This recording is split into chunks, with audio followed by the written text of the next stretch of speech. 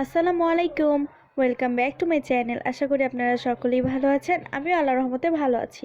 আজকে আমি সরাসরি রান্না করতে চলে এসেছি। আজকে আমি আপনাদেরকে পুডিং লেয়ার কেক তৈরি করে দেখাবো। তো আমি এখানে 2 কাপ পরিমাণে দুধ দিয়ে দিচ্ছি।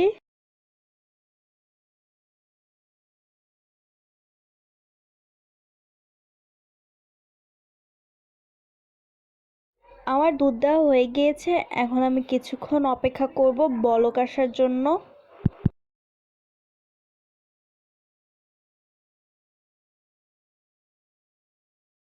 এখন এখানে হাফ কাপ চিনি দিয়ে দিব।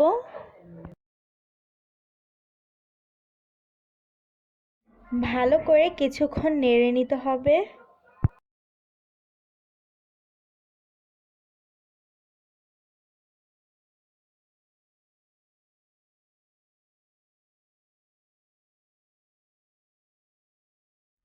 এখানে আমি নিয়ে নিয়েছি 1/3 কাপ পরিমাণের পানি। এখন এখানে আমি 2 চামচ আগার আগার পাউডার দিয়ে দিব।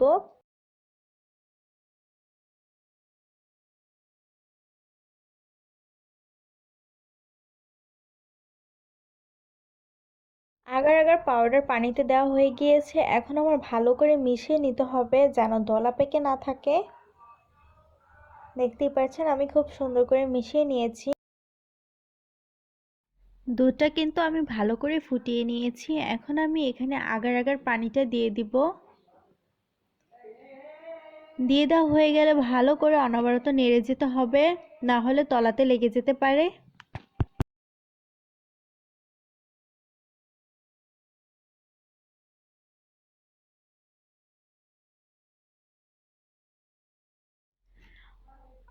দুধটাকে কিন্তু আমি খুব ভালো করে জাল করে নিয়েছি, ঘন ঘন হয়ে আসছে। এ পর্যায়ে আমি দুধটাকে উঠিয়ে নিব।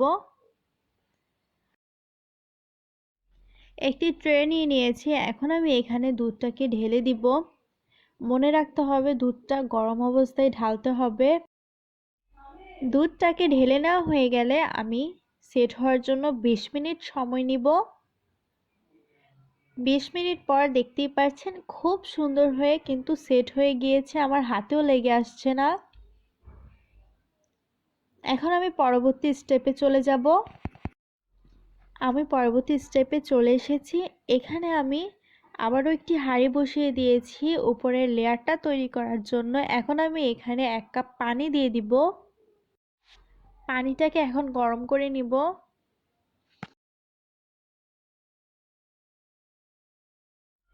পানি গরম করা হয়ে গিয়েছে। এখন এখানে আমি চিনি দিয়ে দিব। চিনিটা আমি আবার পরিমাণ অনুযায়ী নিয়েছি, আপনারা আপনাদের পরিমাণ মতো নিয়ে নেবেন। এখন এখানে আমি হাফ কাপ মাল্টার রস নিয়ে নিয়েছি। মাল্টার রসটা কিন্তু অবশ্যই দিতে হবে ফ্লেভার ভালো আসার জন্য। এখন এখানে হাফ চামচ অরেঞ্জ এসেন্স দিয়ে দিব। এখন এখানে দিয়ে দিব হাফ চামচ অরেঞ্জ ফুড কালার। আপনারা এখানে যে কোনো কালারটা ইউজ করতে পারেন। আমি অরেঞ্জ ফুড কালারটা ইউজ করেছি। এখন ভালো করে নেড়ে নিব।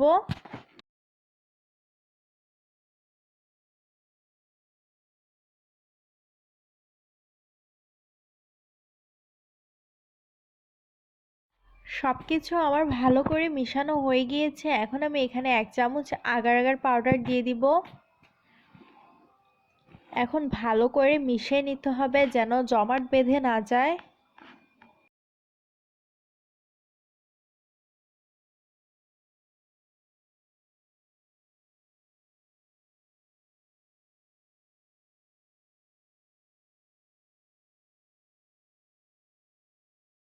পুডিংয়ের অরেঞ্জ লেয়ারটা কিন্তু একদম তৈরি হয়ে গিয়েছে। এখন আমি নামিয়ে নিব। এই পর্যায়ে আমি উপরে লেয়ারটাকে ঢেলে দিব এবং জমে আসা পর্যন্ত অপেক্ষা করব। 10 থেকে 15 মিনিট পর আমার উপরে লেয়ারটাও জমে গিয়েছে। দেখতেই পাচ্ছেন কত সুন্দর একটা কালার এসেছে। আমি আপনাদেরকে একটু কেটে দেখাচ্ছি ভিতরে কেমন হয়েছে।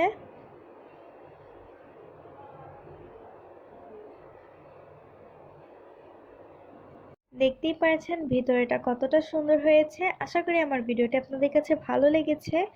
ভালো লাগলে ভিডিওতে একটি লাইক দিতে ভুলবেন না, কমেন্ট করতে ভুলবেন না। অবশ্যই আমার চ্যানেলে নতুন হয়ে থাকলে চ্যানেলটি সাবস্ক্রাইব করে দিবেন, পাশে থাকা বেল আইকনটি বাজিয়ে দিবেন। পরবর্তীতে কী ধরনের ভিডিও দেখতে চান কমেন্ট করে জানাবেন। আজকে এই পর্যন্তই, দেখা হবে অন্য কোনো রেসিপি নিয়ে। সেই পর্যন্ত ভালো থাকবেন, সুস্থ থাকবেন। আল্লাহ হাফেজ।